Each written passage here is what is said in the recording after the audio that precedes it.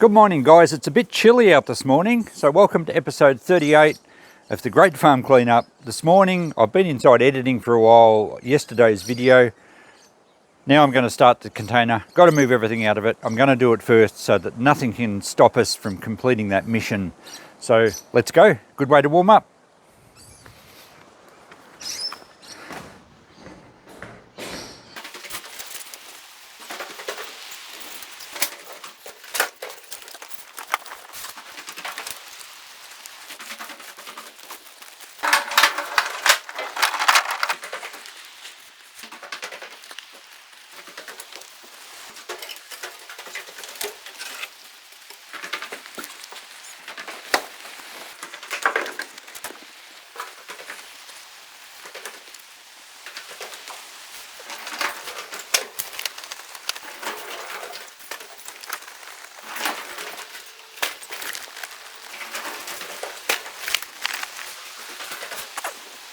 Inspection time.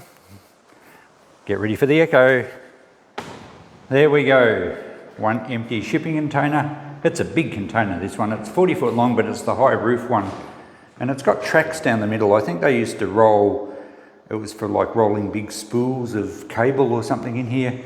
And it's been a bit of a trip hazard over the years. Dad's put pieces of timber in the tracks there. But anyway, we don't have to worry about it anymore. This stays for Ross. It's all totally empty, as is the container. Fantastic. We've seen the light. Okay, let's get out of here. I need to go and have some breakfast.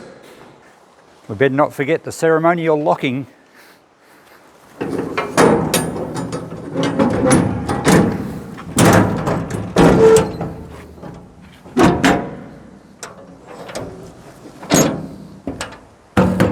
That's about the first time ever I'm really confident that I haven't locked a stray cat in there. Back to loading the van now. We've got rid of all the stuff from the container. Some of it's in the van and a lot of it has been added to our garage sale area. So we have some bed ends and frames. That one's a complete frame. I just put $10 on it. If I can't get $10 for it, I'm actually going to take these top strips off. I think they're teak. And the legs on this end are teak, so I'll save them. The rest of them are actually just chipboard. So if we can't get rid of them for $10, I'll burn them. The slats on the base are pretty handy. You might be able to make some nice shelves out of those.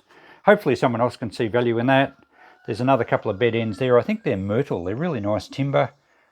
$10 there. And all those sheets of plywood, I've just put $5 per sheet. So we've got this area pretty full now. Another little shelf thing here for free. I've added more tools and whatnot to the workbench area. So I haven't advertised this at all now because obviously I don't want people turning up while Mum's here alone. So I will advertise it probably a day or two before I get back next time and not give the address, and people can message me. And hopefully we get to move a fair bit of stuff, because as I said, the more I move here, the less I have to actually cart to Nagambie. The van itself is pretty full. We've got a good load actually. So I filled a lot of boxes. I put the broken TV in there. I don't know if I'll fix it or scrap it or maybe use it for parts. So good load there. I couldn't actually get the fridge in the back. So luckily I've got a little front section. So the fridge is in there. I packed up my clothes and everything. I'm not far off being ready to go. The old rotary hoe I dragged up from down to the garden. It used to run fine. I'm not going to test it. People can buy it. It is for $50. It's going to be a bargain. If it sits here, I might eventually take it back to Nagambie and give it a service and then ask $150 or something like that. So happy to just have all this stuff sitting around for now on the off chance that someone grabs it. And as we saw, 2 cupboards left just yesterday, which is great. The only other job we have to do for this episode, and before I head off, is I've promised you we'll do a reveal on this cupboard to see if it's anything special. So let's set up the tripod and I'll take that piece of masonite off the side. And let's see if we can find some nice vintage box ends. I'd love it if they were oil box ends or oil boxes with advertising on the end. They could be unbranded, in which case the unit's going to sell for only about $20. But let's see what we find. Now it's had cover strips put over the sides as well. So I think they're just little nails. Should come off pretty easily. Okay, screwdriver, do your thing. And let's see. I haven't looked yet. I'm not going to peek. We'll have a look together. And oh no, well actually I looked first because it wouldn't come off completely, and disappointingly it's actually not individual boxes. There we go. Well, it was 2 individual boxes. So it's pretty cool that they made a little cupboard out of those 2 boxes like that. I think it looks better without the masonite. So I'm going to take the masonite off the rest of it. I don't know about these cover strips. Might leave them on, because otherwise we're going to have raw timber but still pink shelves inside. I don't know. What do you think? I'll leave it here till next trip. So if you reckon it looks better left like that, let me know. If I want to take the strips off, it's going to leave the raw timber, which might actually be a nice effect, and the pink shelves. Either way, I think it's going to sell better than just when it was covered with masonite. This end obviously wasn't painted. The other side I think has been painted white. Yep, we'll take this side off as well. And I'll take the top off. I'll do that now. We'll have a look.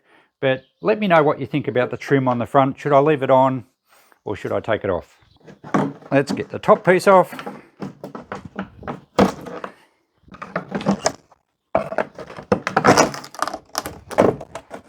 And that's just timber. The only thing about leaving a trim on now is we've got a lip, and we'll have the same on the sides.